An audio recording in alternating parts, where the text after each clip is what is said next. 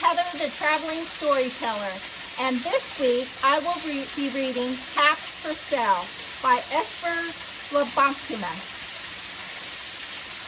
Once there was a peddler who sold cats, but he was not like an ordinary peddler, carrying his wares on his back. He carried them on top of his head. First, he had on his own checked cap, then a bunch of gray caps, then a bunch of brown caps, then a bunch of blue caps, and on the very top, a bunch of red caps.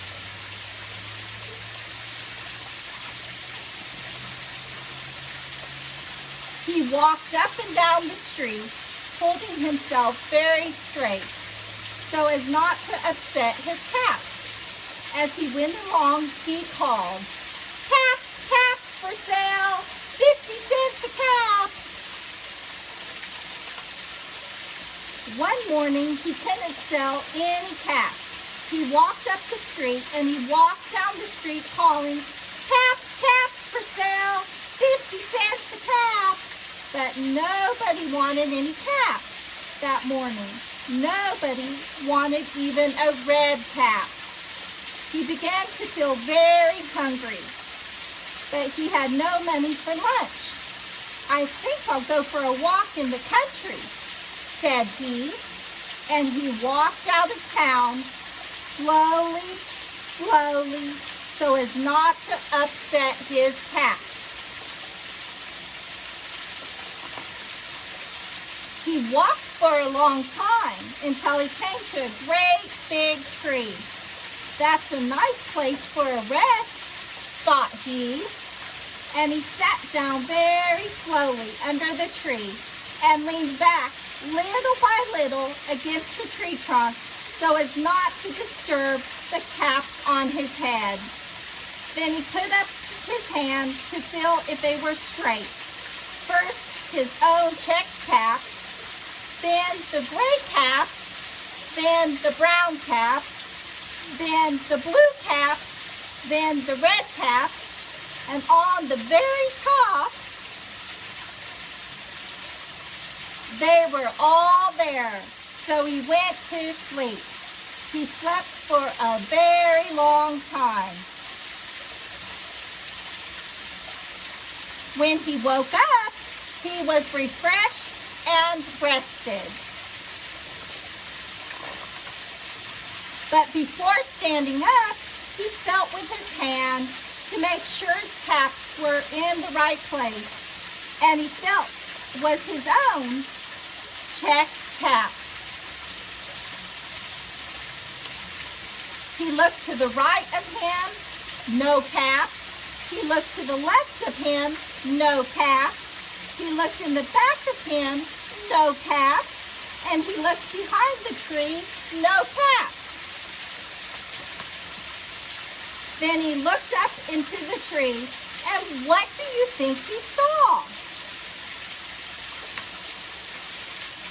On every branch sat a monkey. On every monkey was a gray or brown or a blue or a red cap.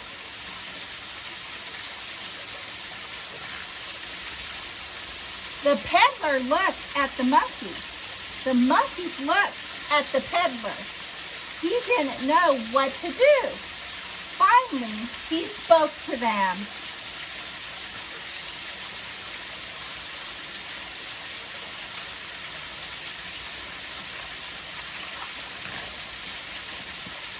"You monkeys, you," he said, shaking a finger at them. "You give me back my caps." But the monkeys only shook their fingers back at him and said, "Tz, tz, tz."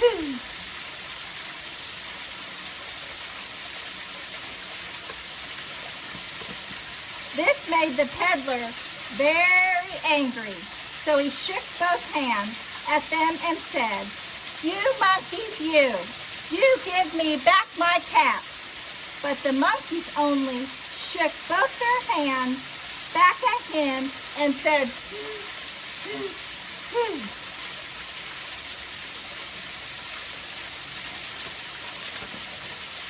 Now he felt quite angry.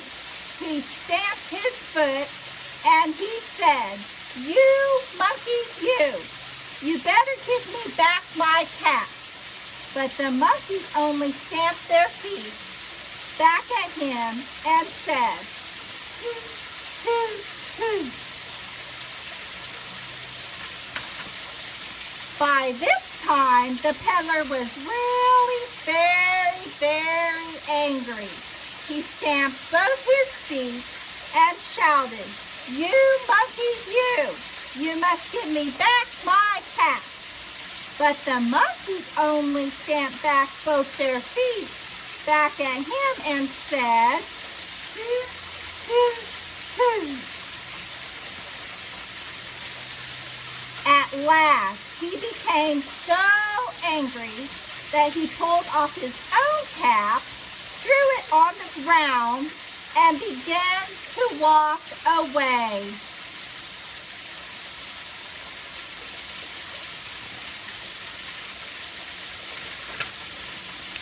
But then each monkey pulled off his cap. And all the gray caps, and all the brown caps, and all the blue caps, and all the red caps came flying down out of the tree.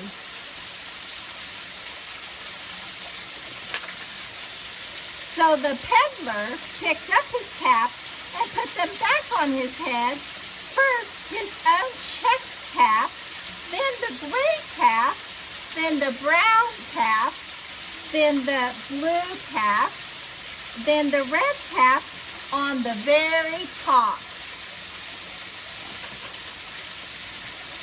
And slowly, slowly, he walked back to town calling, "Caps, caps for sale, 50 cents a cap."